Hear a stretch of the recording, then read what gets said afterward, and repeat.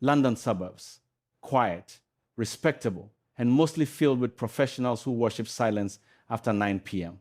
I was one of them, Elijah Harper, 37, property owner and landlord to a handful of small rental units behind my main house. But one particular tenant, Liam, mid-20s, smooth talker, perpetually wearing cologne so strong it could gas, a raccoon had turned that peace into chaos. At first, it started with soft music. Then, one Friday night, the bass started shaking my bedroom wall. I checked the clock. 3:17 a.m. And then I heard a crowd cheering, laughter, bottles clinking, and the unmistakable scream of someone doing karaoke to Wonderwall. When I went outside, my backyard glowed like a mini music festival. The guest house, which I'd converted into a small studio apartment, was pulsing with lights.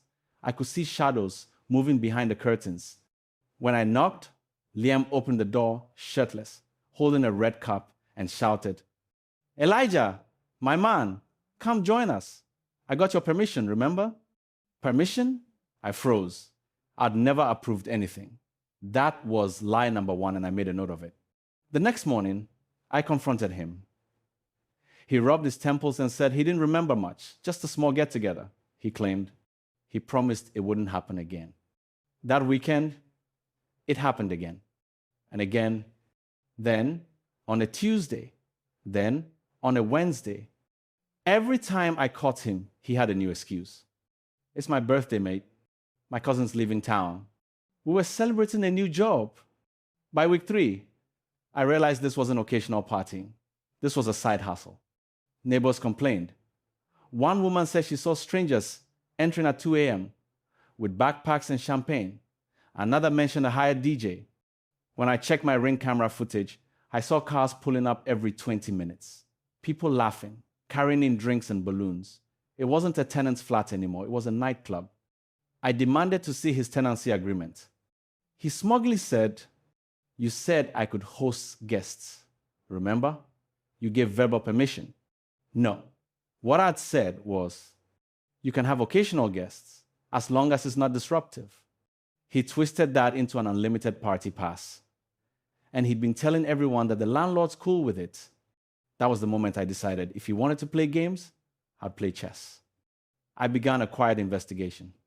Every night around midnight, I'd record noise levels on my phone from my window.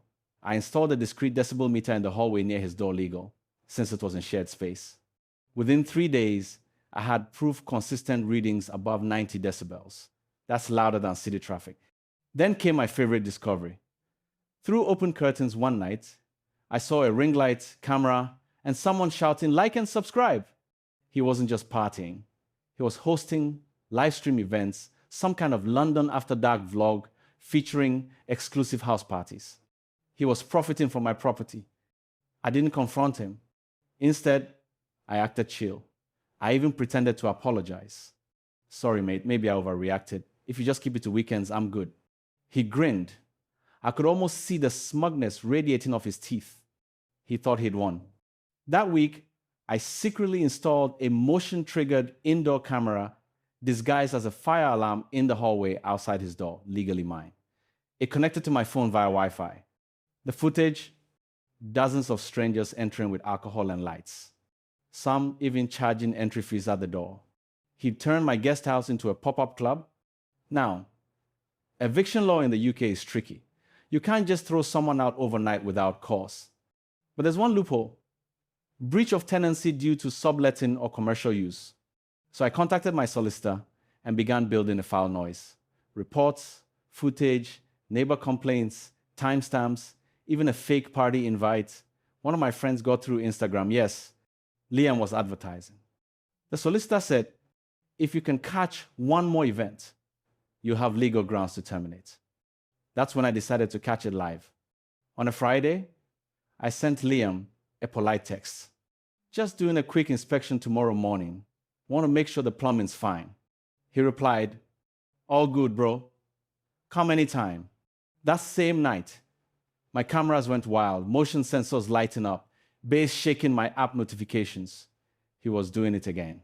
I waited until 2:45 a.m., grabbed my phone, and began recording live from the app. The footage showed lights flashing, people spilling drinks, and Liam himself dancing on the sofa, shirt off, holding a mic. At 3 a.m., I sent the video directly to my solicitor. At 9 a.m., I sent Liam an official inspection notice. When I arrived for inspection, the scene was surreal.